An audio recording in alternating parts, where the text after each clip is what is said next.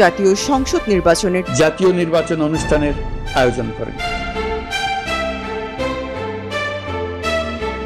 এই নির্বাচন নিয়ে কতই না ধোঁয়াশা গেল এতদিন।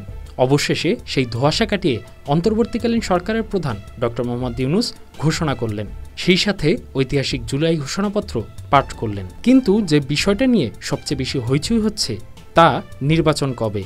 অন্তর্বর্তী সরকারের পক্ষ থেকে আমি প্রধান নির্বাচন কমিশনারের কাছে চিঠি পাঠাবো যেন নির্বাচন কমিশন আগামী রমজানের আগে 2026 সালের ফেব্রুয়ারি মাসে জাতীয় নির্বাচন অনুষ্ঠানের আয়োজন করেন। হ্যাঁ, ঠিকই শুনছেন, জাতীয় নির্বাচন 2026-এর ফেব্রুয়ারি মাসেই অনুষ্ঠিত হবে। কিন্তু বিষয় হচ্ছে এই ঘোষণা নিয়ে রাজনৈতিক দলগুলোর অবস্থান কি। জুলাই ঘোষণাপত্র নিয়ে বেশ খুশি বিএনপির মহাসচিব মির্জা ফখরুল ইসলাম আলমগীর এ বিষয়ে বলেন, যারা হতাশ হয়েছে বলছে তারা সারা জীবনেই হতাশ থাকে। নির্বাচনের সময়সীমা নিয়েও খুশি এই দলটির স্থায়ী কমিটির সদস্য সালেউদ্দিন আহমেদ বলেন, প্রধান উপদেষ্টা দুটি ঐতিহাসিক ঘোষণা দিয়েছে, যাকে আমরা সম্পূর্ণরূপে সাধুবাদ জানাই। প্রধান উপদেষ্টা ডক্টর মোহাম্মদ ইউনূস ঘোষিত জুলাই ঘোষণাপত্রে হতাশ হয়েছে জামাতে ইসলামী। তবে আগামী ফেব্রুয়ারিতে রমজানের আগে জাতীয় নির্বাচনের ঘোষণাকে ইতিবাচকভাবে দেখছে বলে জানিয়েছে দলটি।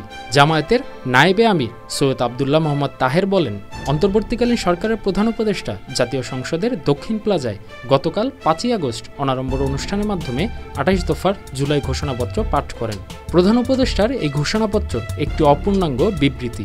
তিনি বলেন, আমাদের প্রত্যাশা ছিল প্রধান উপদেষ্টা রাজনৈতিক দলগুলোর সঙ্গে আলোচনা করবেন, তা না করায় জাতি হতবাক হয়েছে। নির্বাচনের তারিখ ঘোষণা পূর্বে রাজনৈতিক দলগুলোর সঙ্গে সংলাপ করার দীর্ঘদিনের যে ঐতিহ্য তা উপেক্ষা করে জুলাই ঘোষণার দিনেই নির্বাচনের সময়সীমা ঘোষণা করা হয়েছে। তথাপি জাতীয় স্বার্থে প্রধান উপদেষ্টার এই ঘোষণাকে আমরা ইতিবাচক হিসেবে দেখছি। জামায়াতের মতোই জুলাই ঘোষণাপত্র নিয়ে হতাশা প্রকাশ করে এনসিপি। জাতীয় নাগরিক পার্টির সদস্য সচিব আক্তার হোসেন বলেন, জুলাই ঘোষণাপত্রে 1000 শব্দ ব্যবহার করা হয়েছে, কিন্তু জাতিসংঘের রিপোর্টে জুলাই আন্দোলনে 1400 মানুষ নিহত হয়েছেন বলে জানানো হয়েছে। 1 বছরের সরকার আহত এবং নিহতের প্রকৃত সংখ্যা নির্ণয় করতে ব্যর্থ হয়েছে, তার একটা ছাপ ঘোষণাপত্রে রয়েছে। আক্তার হোসেন বলেন, ঘোষণাপত্রে উপনিবেশ বিরোধী লড়াইয়ের কথা বলা হয়েছে। উপনিবেশ বিরোধী লড়াই 47-কে এখানে উল্লেখ করা হয়নি।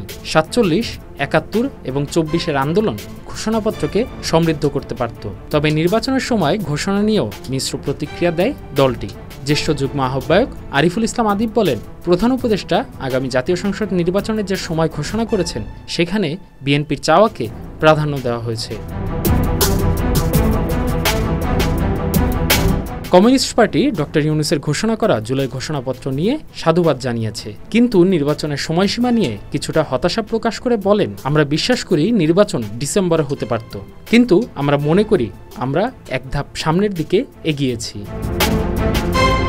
অন্যান্য রাজনৈতিক দল যেমন গণ অধিকার পরিষদ, খেলাফতে মজলিস সহ আরও অনেকেই এই ঘোষণাটিকে মিশ্র প্রতিক্রিয়ার মাধ্যমে সাধুবাদ জানিয়েছে। তারা মনে করে চাইলে নির্বাচন আরও আগে দেয়া যেত।